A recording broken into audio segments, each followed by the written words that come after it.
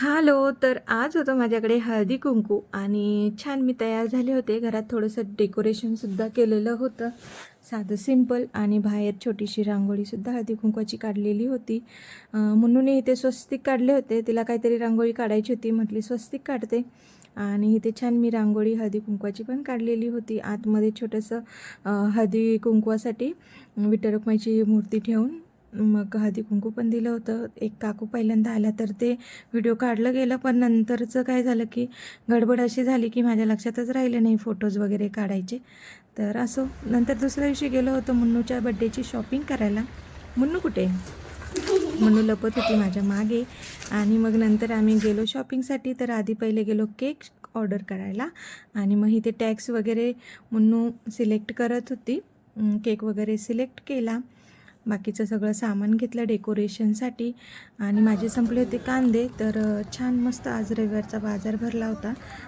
आजूबाजूचे शेतकरी येतात तर छान मस्त भाजीपाला फ्रेश असा भेटतो.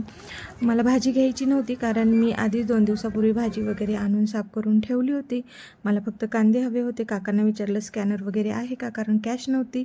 मग ते म्हटले हो आहे. तर म्हटलं चला, मग त्यांच्याकडून 2 किलो कांदे घेतले, स्कॅनरवर पैसे सेंड केले.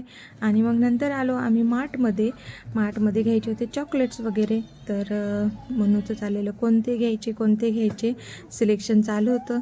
त्याचे पप्पा आणि ते दोघंजणं करत होते. म्हटलं तुम्ही करून घ्या, तुम्हाला कोणते चॉकलेट्स हवेत ते. आणि चॉकलेट्स वगैरे घेतले. आता चॉकलेट्स वगैरे घेतल्यावर मुन्नूचं असं बाहेर कुठं गेली की तिला आईस्क्रीम तर पाहिजे. खूप दिवस झाले तिने आईस्क्रीम घेतली नव्हती. तर मग एक छानसा डब्यातला आईस्क्रीम तिला आवडलं. म्हटली मम्मी मला पाहिजे. म्हटलं घ्या. मग काय, मग त्या काकूंकडून आईस्क्रीम वगैरे घेतलं.